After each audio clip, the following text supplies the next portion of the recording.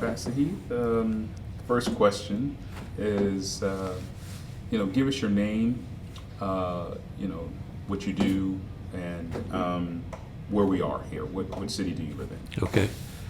Don Heath. I'm the minister of Disciples Christian Church in Edmond, Oklahoma. I'm co-pastor with my wife here, my wife Mary Heath.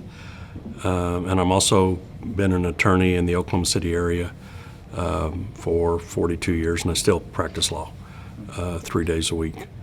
Good. Let me get up off of this here a little bit. All right, there we go. All right. Talk to me about the people of Oklahoma. What kind of people are they?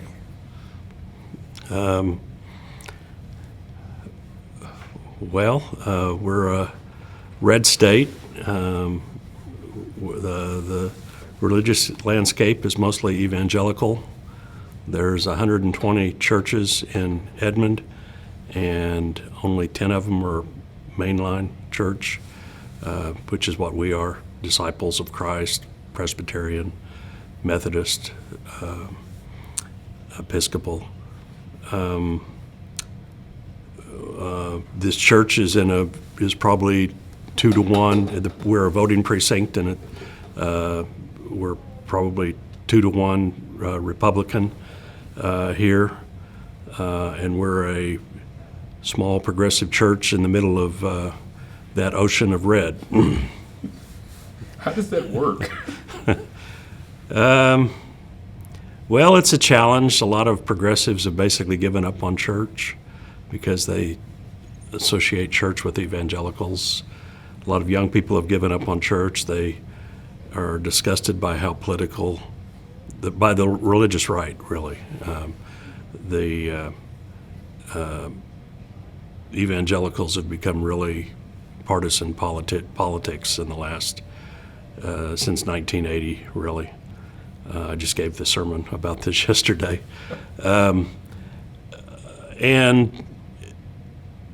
But we only need a few progressives to come here to make the church a going thing.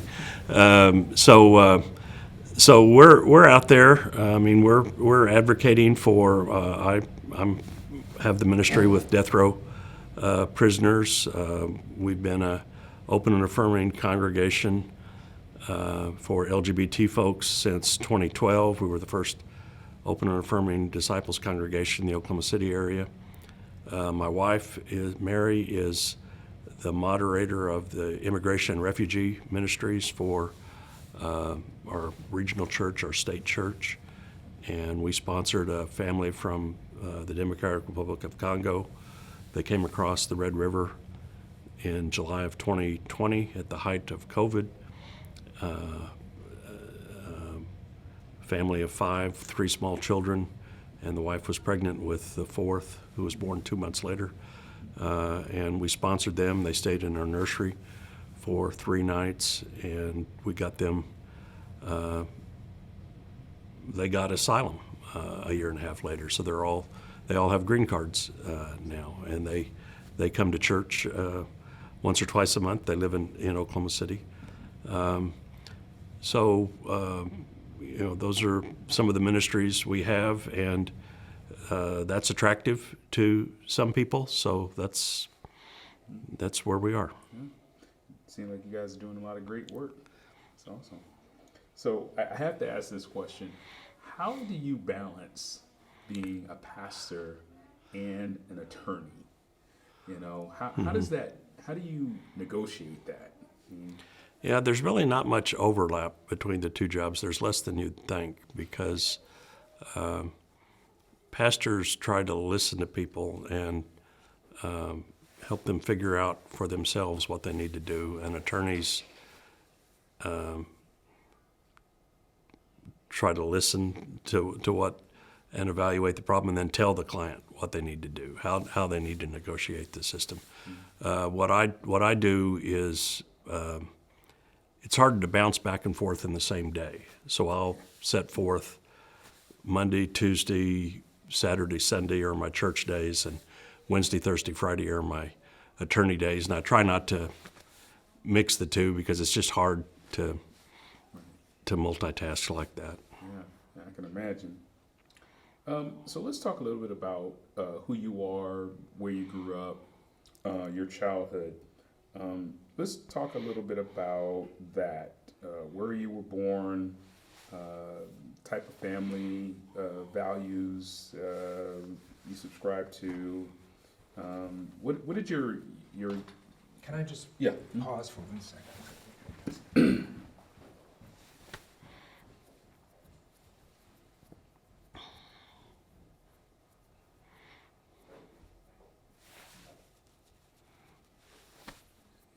I can imagine that's probably pretty hard to negotiate those two jobs, those two roles.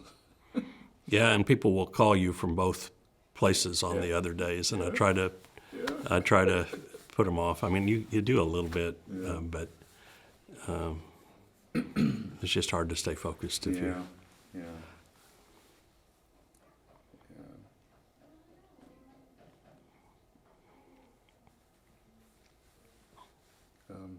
Do you guys have kids? Or? I have a grown daughter that's 30 that lives in Houston, and my wife has a niece that has essentially been a daughter. She's lived with us since she was 6, and she's 20, and she's still living with us. All right, I won't talk about that stuff. Thank you. We'll just skip that stuff. Okay. So talk to me a little bit about your childhood, where you grew up, family values, where you were born.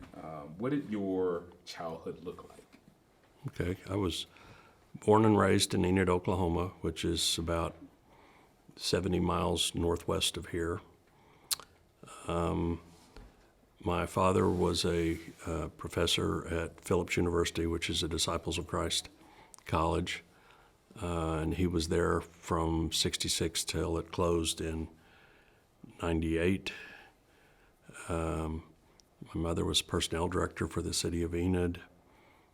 I graduated from Enid High School. Enid was a town of about 50,000.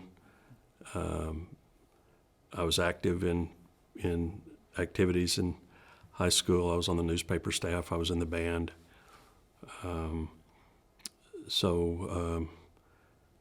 Had a lot of close friends in Enid. One of them just died a couple of months ago. The values I got would have been mostly from my parents. We went to church, but Dad was always preaching somewhere. He didn't have a settled. On the weekends, he would preach at churches that were in between pastors. So he wasn't with us on the weekends for church. The values I got would have mostly come from my parents. They were. It was a mixed marriage. She was Republican and he was Democrat. But I don't remember politics being a big deal in the house when we were growing up. It's amazing how things have changed now.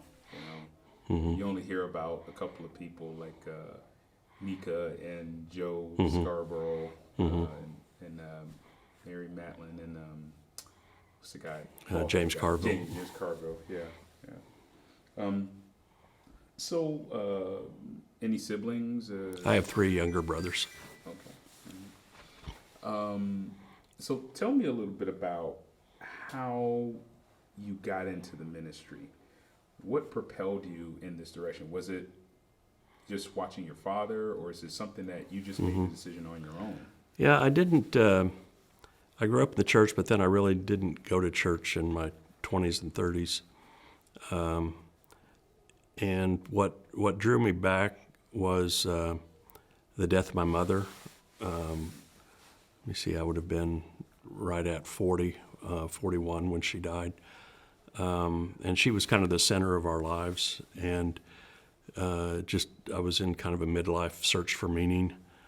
And I drove past First Christian Church of Edmond every day and kept thinking, well, we're going to go in one Sunday. And we did, and I kept going back every Sunday. And my daughter was 5 at the time, or six. She was in first grade, and so, and then a year later, I got involved in the church and really found a lot of I was reading the Bible on my own at the time and studying the Bible, and I was just kind of absorbing it all. And then I started seminary about a year later. And then, so started seminary in 2001, and 2007 I was called to be the pastor of this church, and I've been here for 17 years, and my wife has been co-pastor since 2011. So where did you and your wife meet? Did you guys meet and kind of grow up in the ministry, or We met in join? seminary, actually. We met in a class in seminary in 2008.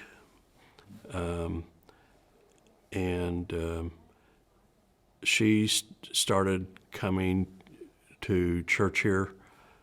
She'd had a bad experience in a couple of Methodist churches. She was a pastor or a youth minister in 2 Methodist churches and had bad experiences there, and was about to give up on church, and she came here and came back every Sunday. It kind of revived her faith in church. So then we got married after in January of 2009. Okay, cool. Now we're going to switch to a lot more of the interview that deals with the death penalty and everything. Okay. So talk to me about what led you to first, what is your position on the death penalty, and what led you to that? Were you always against the death penalty? I would say, yes, I was always against the death penalty. And as I've come to be more involved in criminal justice reform, I see the death penalty as just the crown jewel of the retributive justice system. We need to move away from retributive justice toward restorative justice. Retribution is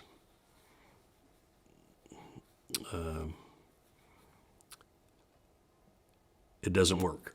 It doesn't change people, and I think it's a immoral basis to found a criminal justice system on. Restorative justice is about restoring the relationships. So I see the death penalty as just being the head of a corrupt or an unjust system. The sentences in Oklahoma are too harsh all up and down the line. Oklahoma has been first or second in the nation in mass incarceration for both men or women for the last 20 years. We have an 85% rule that if you're convicted of a violent crime, you can't even be considered for parole until you've served 85% of your sentence. And the sentences are very long to begin with. And the studies show that men age out of violence. Long prison sentences for violent offenders are unnecessary and don't make sense.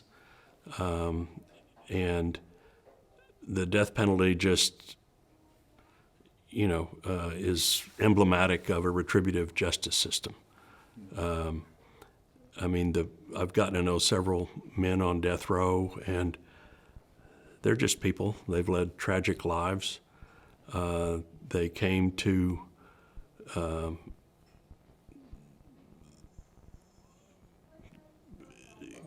they had.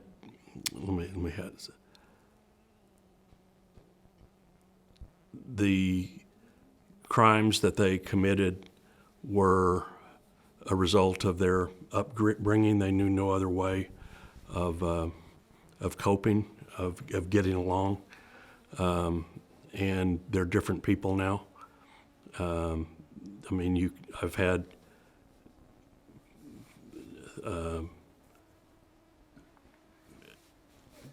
provocative discussions with several of them about the criminal justice system, about events in the news, about children, about race.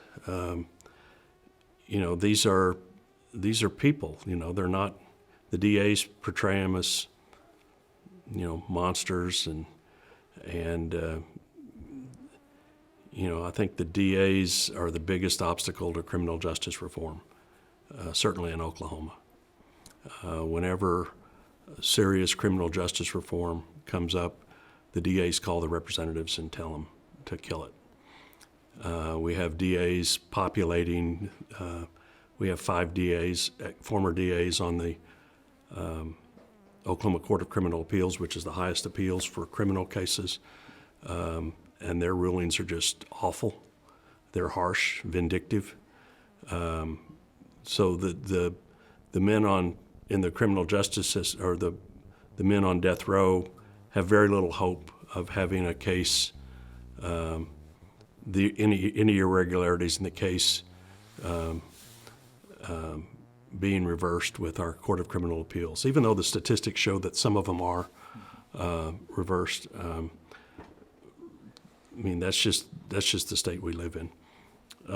So I see the death penalty as part of a much larger problem. If we abolish the death penalty tomorrow, this problem is still going to be there, of the retributive justice system and the harsh prison sentences. So, a lot of times, I know this from living my life in the South, and I'm sure it's the same way here in the Midwest, or you can tell me otherwise. A lot of people like to use the Bible as, in Matthew, the book of Matthew, it talks about, the word says, if you live by the sword, you die by the sword. What do you say to people like that use that, or try to use the Bible, and they may take it a little bit out of context? What do you say to people like that when they bring that up? Yeah, I say that at this point, certainly at the clemency stage, the issue is mercy and forgiveness. Are we going to be merciful toward the offender and forgive their offenses? Do they sincerely repent and acknowledge and take responsibility for their crime? And I think that's another strain all through the Bible. I mean, the Bible speaks in a lot of different voices. You can find violent and nonviolent passages in every chapter of every book of the Bible. The Bible doesn't speak with one voice; it collects a lot of voices. And the example that I use is Cain committed the first murder, and God put a mark on Cain to protect him from being murdered in a blood feud, and Cain went on to found the first city. King David set up his general to be murdered. King David was, committed adultery, and he was Israel's most pious king. Moses killed an Egyptian and fled to the wilderness, and then God sought him out in the wilderness, and he led the people out of slavery. Paul, we don't know if he killed people, but he says that he persecuted Christ's followers, and he went on to become, the apostle to the Gentiles. So God doesn't give up on people. God still finds ways to use people, and even sometimes uses guys that committed murder as in the Bible to do amazing things. And it just shows that God can work through anybody. That's good. Love that. So, how does one become a spiritual advisor? How did you become a spiritual advisor to some of these folks on death row? I mean, how did that happen? Well, there's no training you go to or program you do with the Department of Corrections. Oklahoma just started allowing spiritual advisors for to be president in the execution chamber in 2021 when the execution protocol was passed, and agreed that clergy could be present in the execution chamber. Before that, I had been clergy for Julius Jones, starting in 2018, and I was his clergy for 2 years. With Julius, I had heard his attorneys come speak to the coalition at one of our board meetings, and just decided he had a compelling story, and I wanted to try to enter into a relationship with him. So I spoke to Julius mostly on the phone. In Oklahoma, the inmate can call you, you can't call them.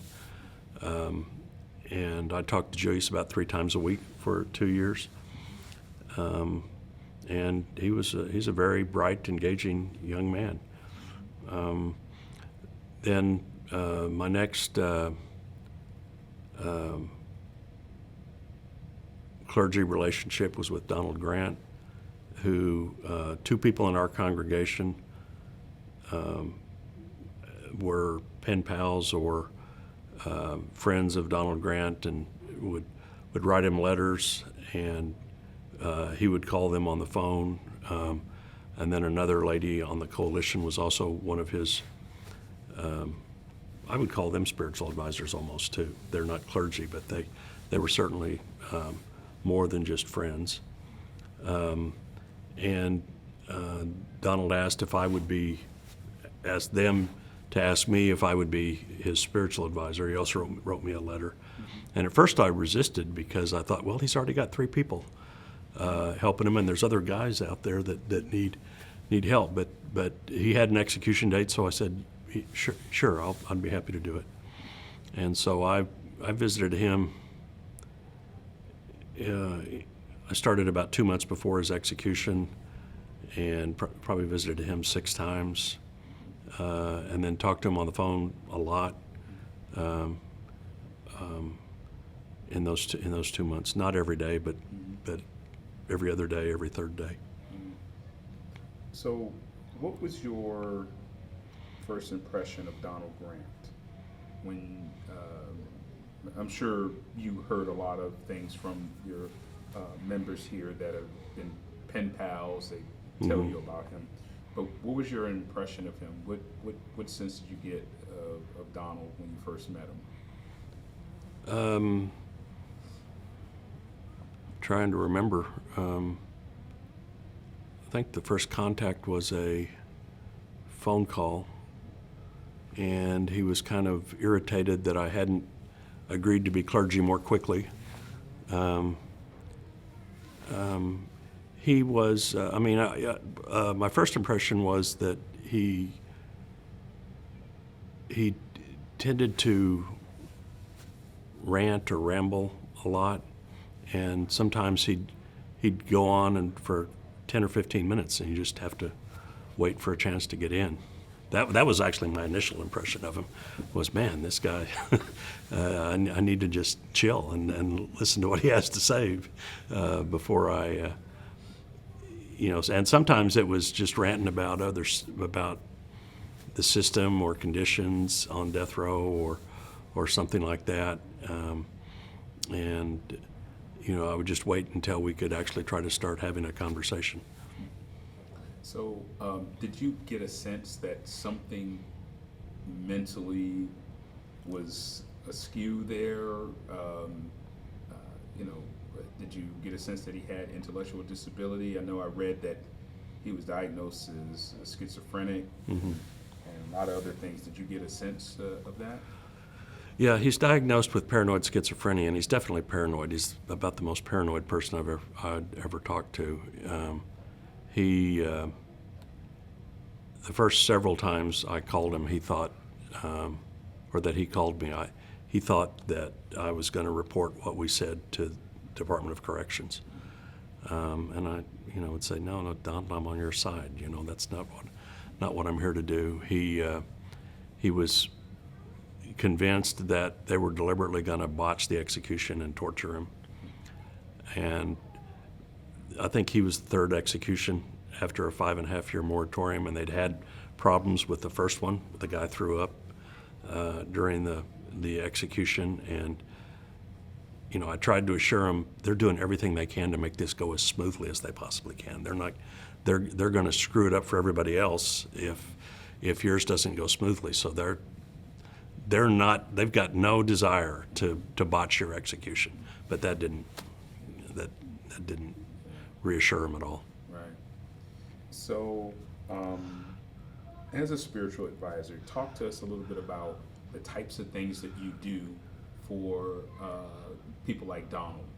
A lot of times people, they hear that title, spiritual advisor. Okay, what does that mean? So explain to us a little bit about what that is, what the types of things that you would do with Donald. Yeah, I'm an attorney, but I tried not to talk about their cases with them. Our phone calls are monitored, so you didn't want them to say something that could be used against them. On the spiritual things, it was mostly first just establishing a relationship with them, so it's someone that they can talk to and trust. And we only had 2 months, so. And then on the purely spiritual side, I would talk to him about his faith journey. What was his experience with church growing up, and would talk to. He actually wanted to learn more about the Bible, so I talked to him about. He would ask me. I would say, well, what parts of the Bible are you interested in? And so he would ask me, and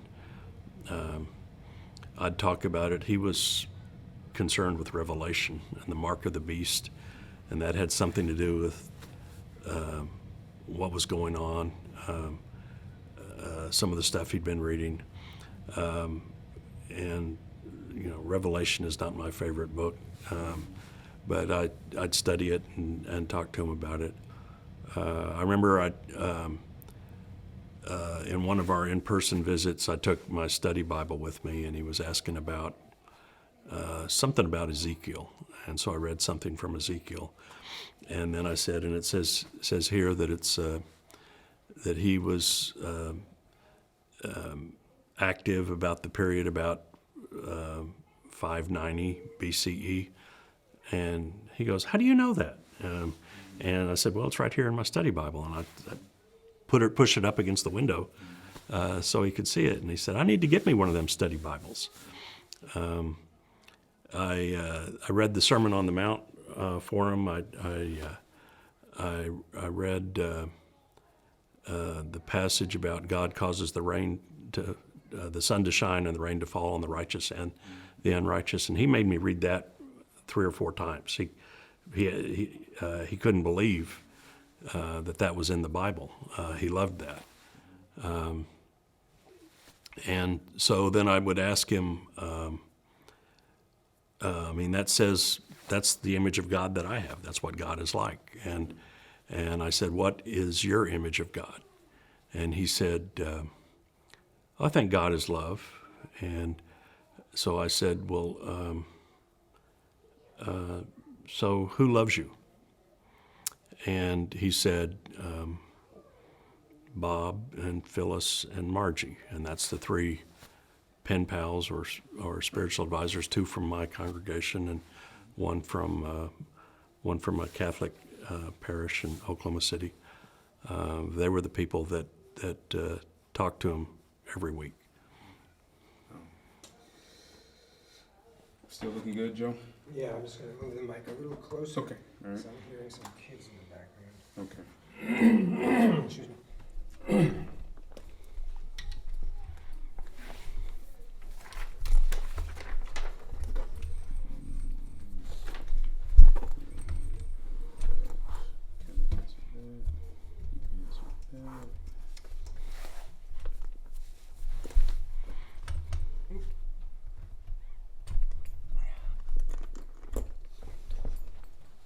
Oops, that's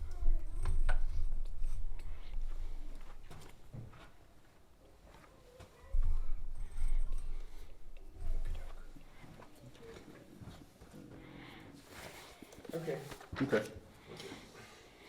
Um, well, being his spiritual advisor, did you ever have a chance to interact with his family? Is that something that a spiritual advisor does? Talk to the person on death row, talk to their family, or did you have any interaction with his family? That hasn't been. I've been a spiritual advisor to 4 or 5 guys, and that hasn't. Other than Julius, that was the only family that I talked to. I talked to, in the case of Donald, I talked to his brother a couple of times. His brother was going to be there for the execution, and on the day of the execution, they had his family. He had a brother and a sister and a niece or a nephew was there. And then when the Department of Corrections had kind of a little, not a reception, but just some cookies and donuts and things in a room for the family after the execution. And we got to visit a little bit after that, but that was really the only interaction I had with his family. Okay. I'm seeing your pages turn All as right. he's talking. That's, okay. Thank you.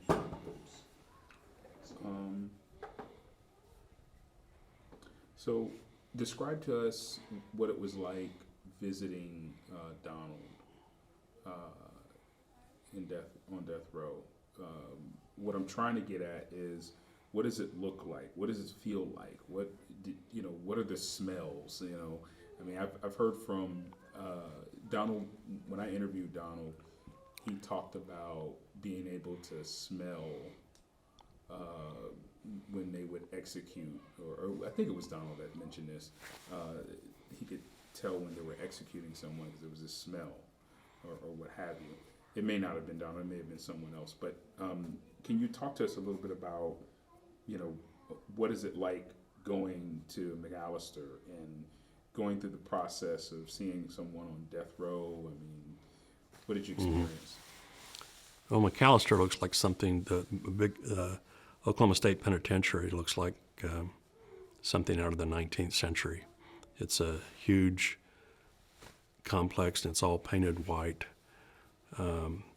H unit, which is where all the death row inmates were housed at the time, is mostly underground.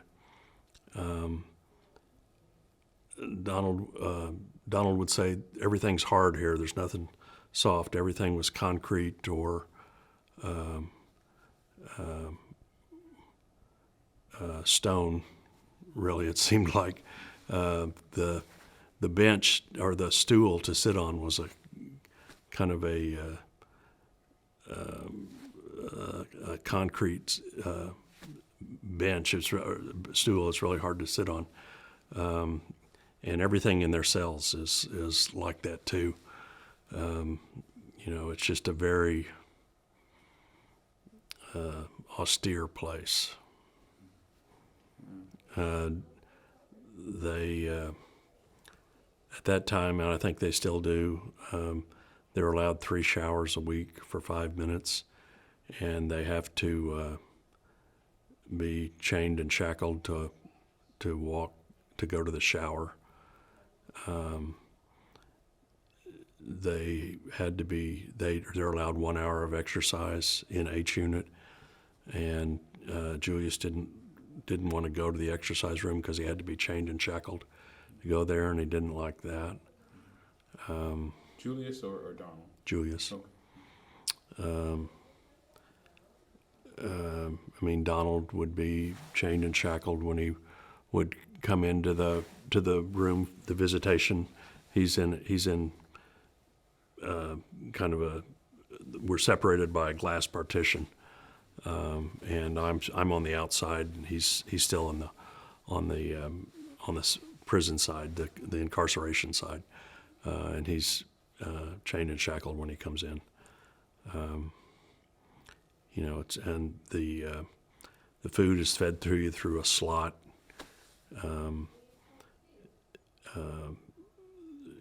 Everything's cold when it comes to them. They hate the food. They eat out of the canteen. which is vending machines mostly. So that's the nutrition they get, is whatever they can get out of a vending machine. Now they have a full-time nutritionist at OSP, but the men say the food is terrible. Any, do you recollect anything that you heard? Maybe it was, people yelling. I mean, I last time I was in a prison interviewing someone, I heard like people yelling and screaming. Did you hear like? I remember distinctly hearing the shackles that they brought this person out in. I mean, did you hear anything or? No, I didn't. I didn't hear anything like that. Okay, all right. I mean, I have heard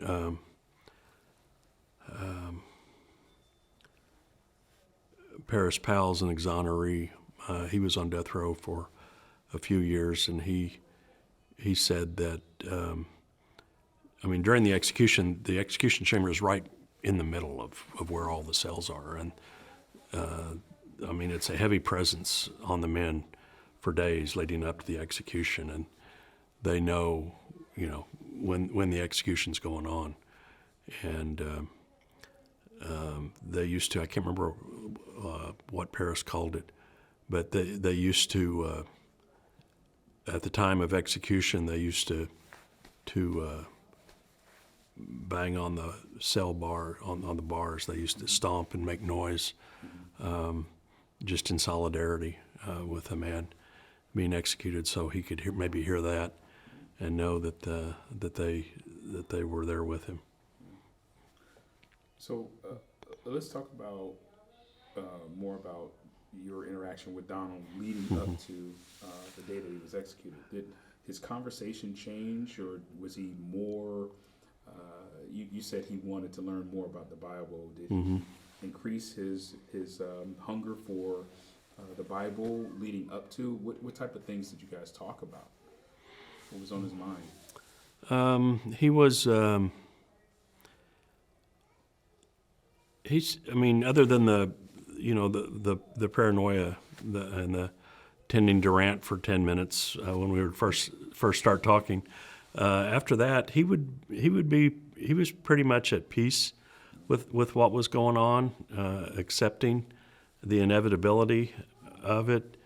But he would still, I mean, in the 2 weeks before the execution, he got mad at me because I said that I thought he could have a contact visit with his family, and that turned out to be not the case. And so he called me a liar because that was part of his 5% ideology, that the 10% whites who are masters are liars. And so he didn't talk to me for about a week, and it was actually kind of almost a relief because our phone conversations could be intense. They would wear me out. But then the last week, I gave him communion 2 days before his first communion 2 days before his execution with real wine. They let me bring in wine and bread to serve him, and he was moved by that. I visited him with him for about an hour that day. And when you're, the last week, I think I visited him 3 times, and when you're visiting, it's really Shane Claiborne, who's a popular evangelical leader, went with me on one of my visits with James Coddington, and he said, "Wow, those are holy moments," and you can feel. You can feel that death is near, that an execution is pending, and it just brings more, more weight to the conversation because you know that he's facing that, and he knows it too. So, describe the scene in your mind. You walking into McAllister, in the prison in McAllister, H unit. Talk to us a little bit about, what was going on. Okay. The executions now are at 10 in the morning. I drove up the night before.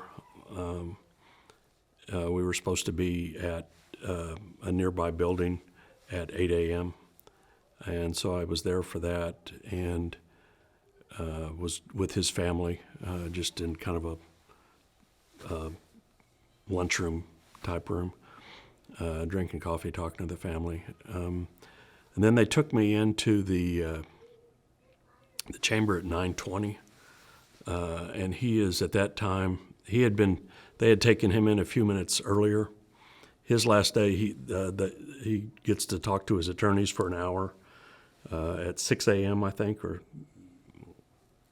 something like that. So that they brought him into the execution chamber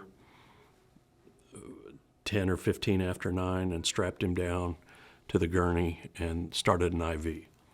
And so I come in at 9:20, and that's where he is.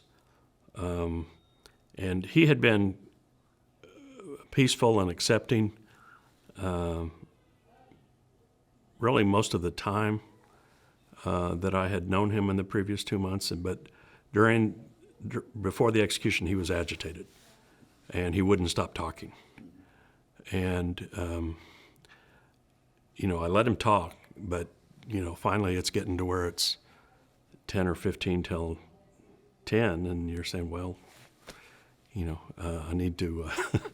I do sort of a funeral service with him before the execution. I do ashes to ashes, dust to dust, and I wanted to start that, and I couldn't get him to. I couldn't distract him to start to start talking to me instead of just ranting. And so he's he's proud of being from Brooklyn. Still considered himself a New Yorker, and we would talk about football a lot.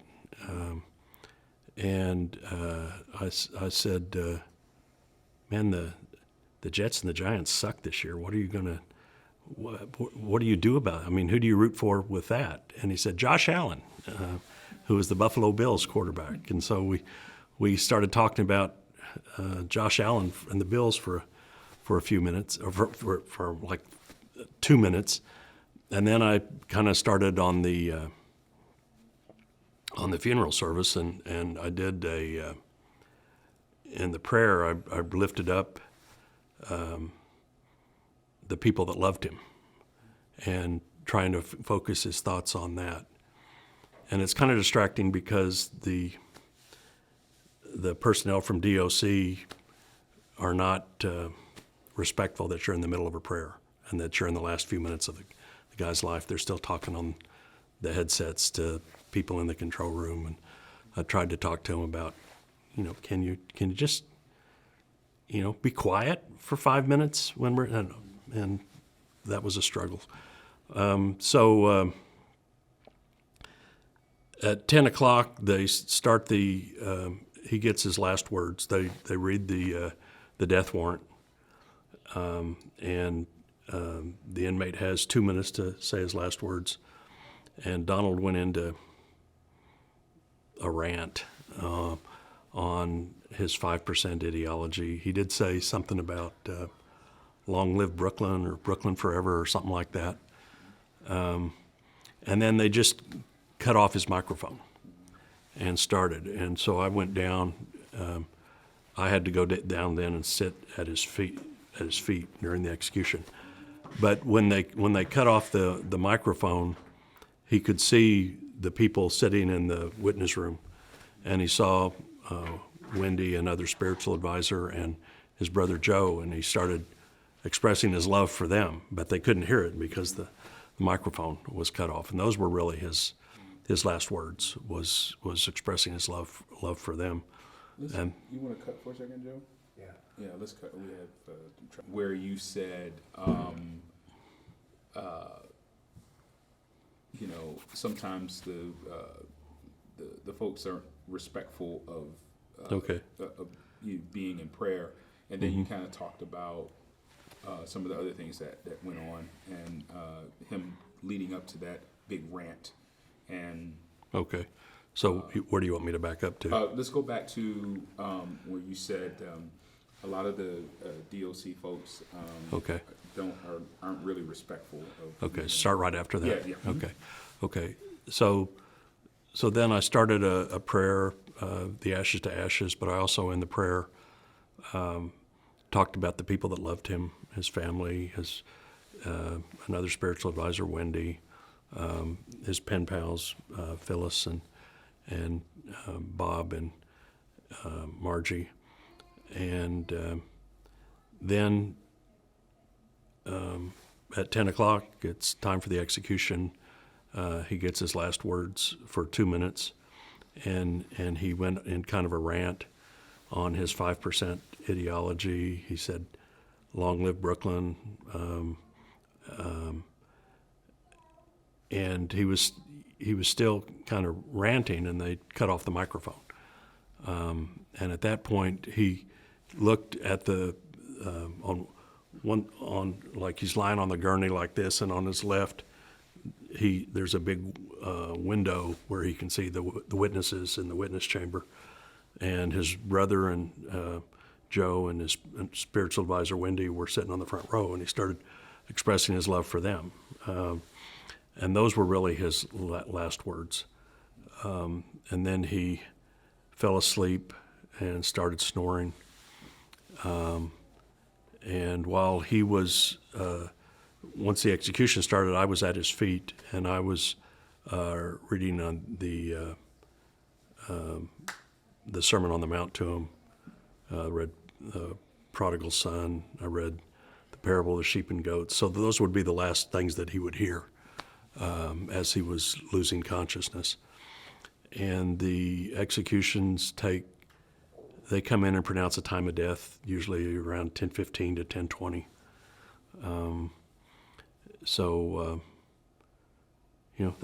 That's pretty much it. I was just in there reading scripture to him while he was while the poison was coursing through his veins.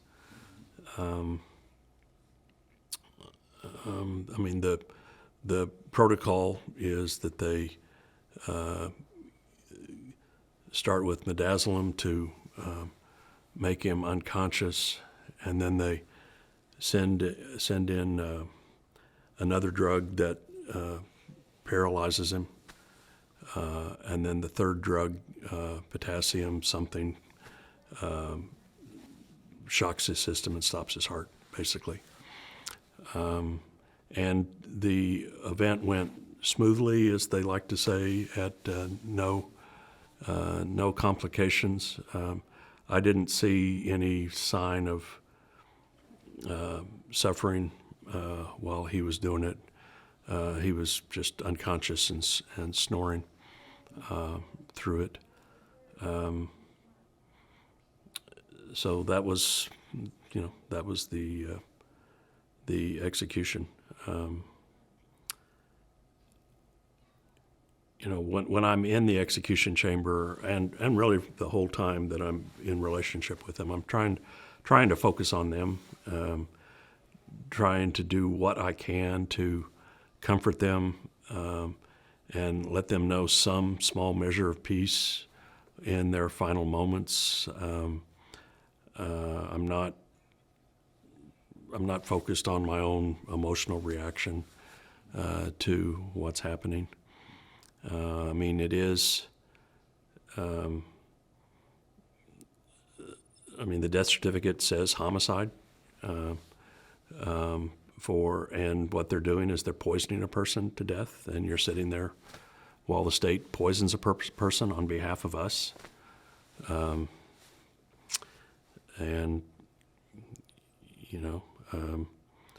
It's hard on the people in the Department of Corrections, because they've asked to have 3 months between executions, because it's a strain on their staff to be able to go through that. Talk to us a little bit more about that, because we were talking about that before the interview, and what was going on, and the DAs and things like that. Like now you have a DA that's a little bit more agreeable and understands that there needs to be a little bit more time in between executions. Yeah. We had a moratorium in Oklahoma for 5.5 years, from the fall of 2015 until the summer of 2021, because we'd had a couple of botched executions. One of the executions had taken 40 minutes, and the inmate said he felt like he was on fire.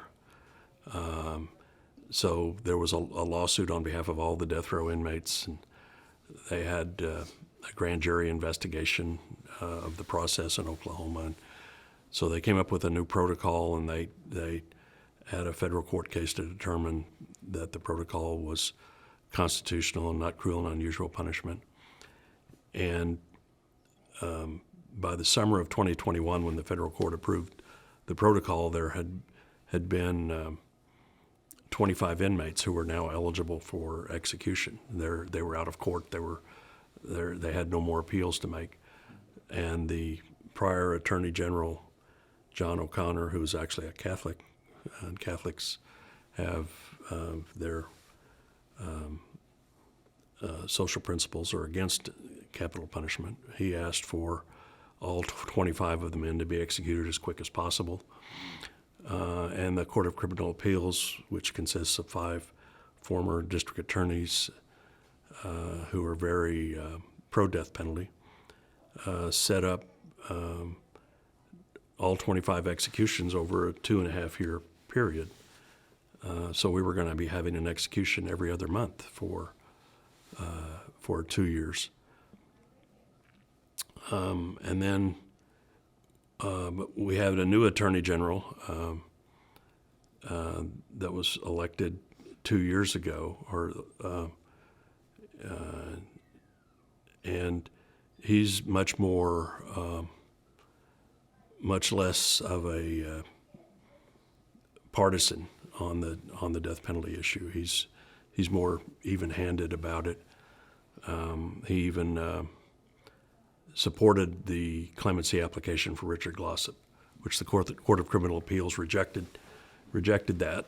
And that case is now before the U.S. Supreme Court, but he has asked the court to set the executions every 3 months, 3 months apart, because it's too hard on the personnel in the Department of Corrections, and they have to basically shut down the facility for a couple of weeks before an execution. And the DOC director, Stephen Harp, joined in that request, had an affidavit with the Court of Appeals, and the Court of Criminal Appeals had a hearing about it last month, and the chief judge said, well, man up. It's just your job, you need to just deal with it. So that's the temperament of the people that we have at the top of our criminal justice system in Oklahoma. And we're still waiting to see whether they're going to honor the request to set the executions every 3 months. Okay. So,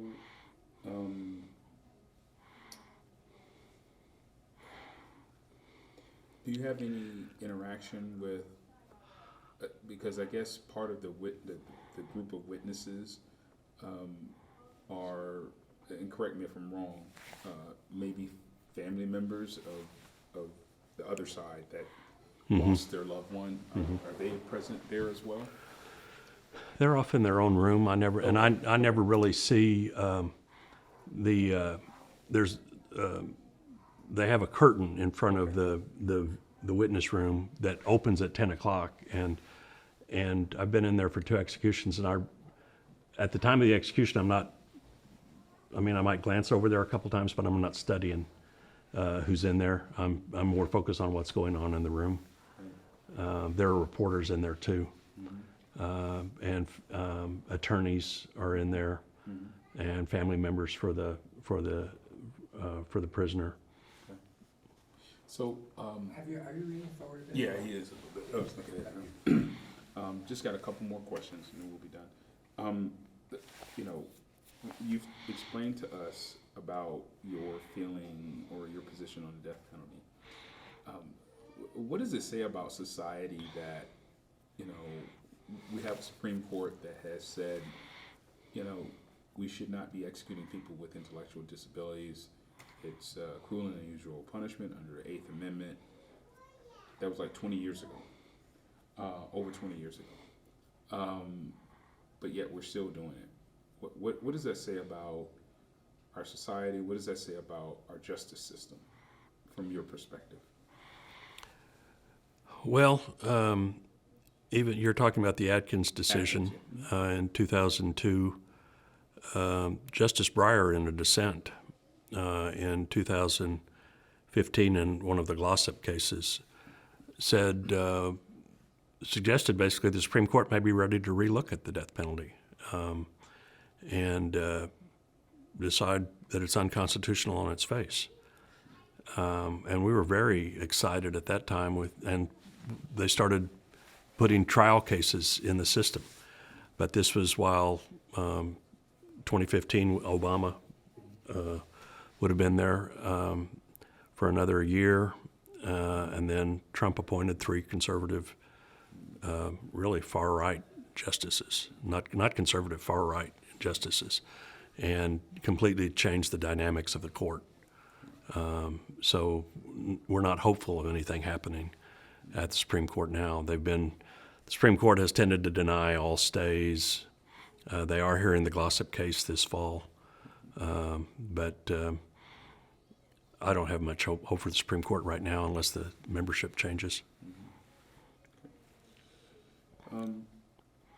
So what do you want people to know about the death penalty, or, you know, just what's going on with, you know, the current state of the death penalty, people with intellectual disabilities? Is there anything you want people to know that?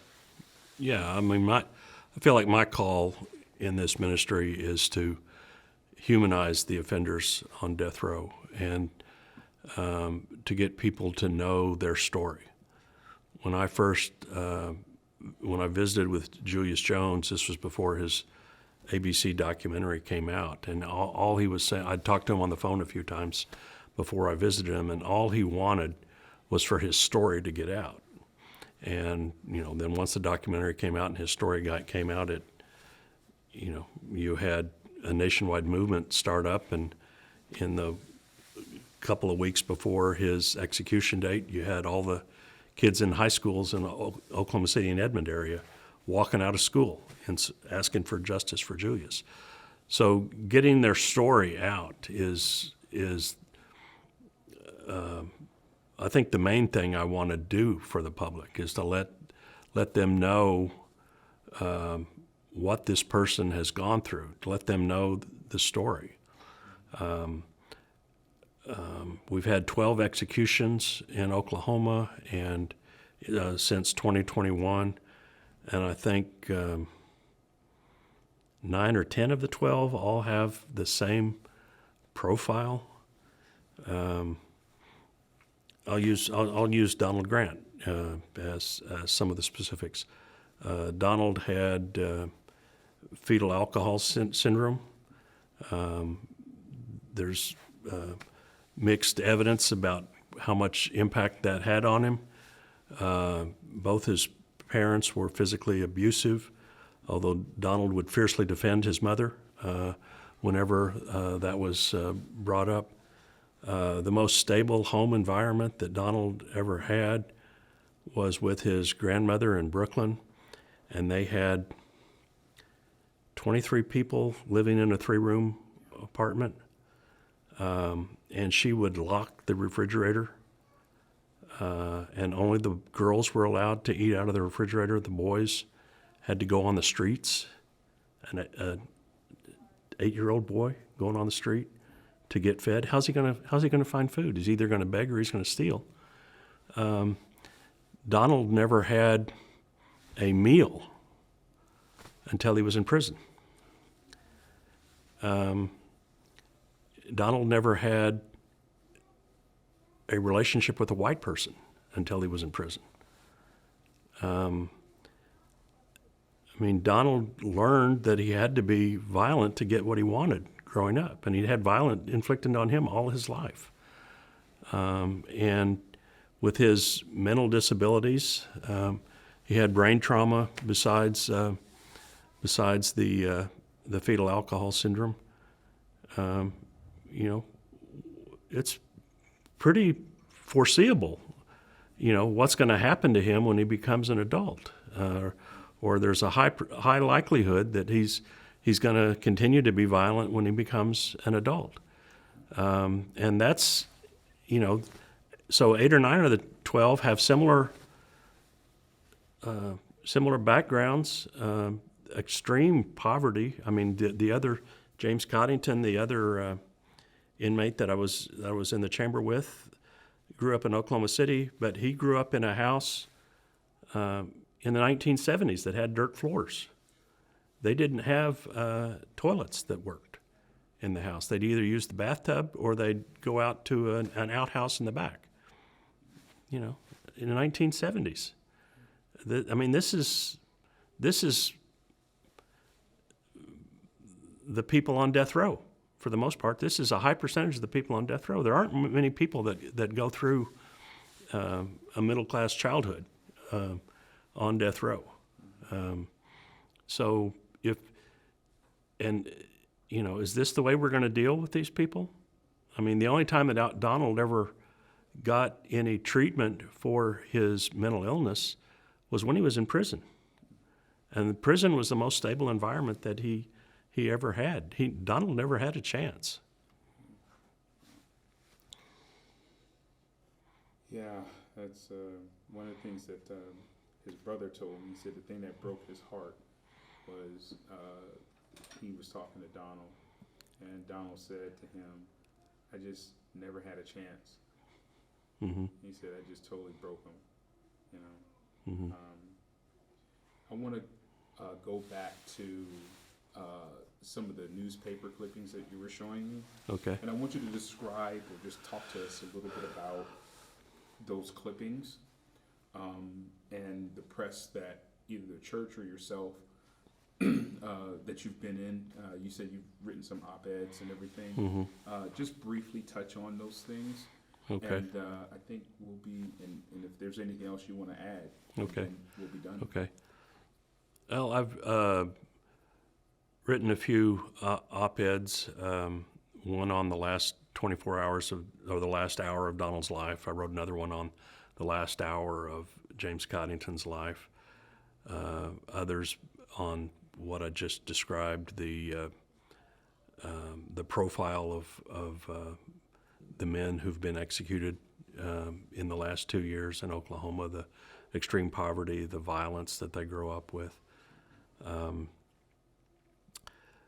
Our congregation is a very progressive congregation. We had a story in the newspaper when we studied the 1619 Project, because that offended some people in the neighborhood that complained about it.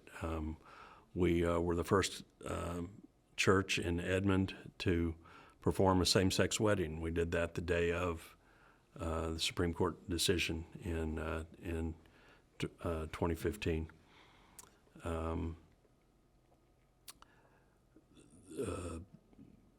The religion editor did a front-page story on me in the Oklahoman when I served as clergy for Donald Grant, because that was a new thing, having clergy in the execution chamber. So those are some of the stories in the newspapers about it. You guys definitely stand out. Here in Edmond, in Yeah. Oklahoma. Yeah, Edmond was a sundown town. Yeah. Oh, wow. Yeah. There you have it. Yeah. So anything else you'd like to add for this documentary? Anything about yourself, Donald, just in general, anything? Oh, I mean, there's so much. I mean, nothing jumps to mind right now. Okay. All right. Well, thank you very much. Okay, Appreciate you bet. it. All You right. bet. I'm just gonna pause. Get a some- minute. I just get wanna some- I'm gonna stop the camera once and get room tone. Yep. Give me 1 second. Okay. Room tone is just, Okay. room tone. So is that all the interviewing we're going to do? Did you need to do something else? Okay.